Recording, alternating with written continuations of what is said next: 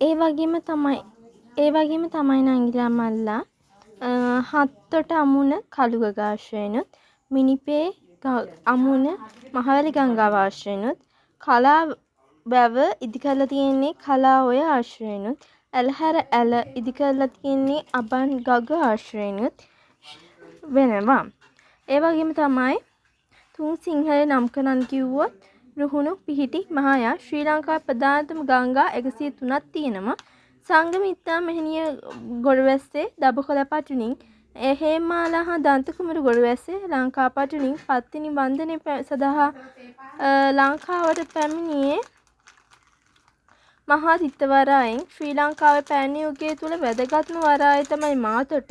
දේවානම්පිය තිස්ස රජතුමා අශෝක රජතුමා සමග සම්බන්ධතා පැවැතුයි දබකොළ හටුන හරහා. දේවානම්පිය තිස්ස රජු ඉන්දියාවට දූතයන් පිටත් කරේ දබකොළ හටුනට. ඊළඟට ඌරාතොට කියලා කියන්නේ කයිට්ස්. ඔන්න ඕක තමයි ප්‍රධාන වශයෙන්ම A level MCQ ප්‍රශ්න වලට එන උත්තර ටිකක් මම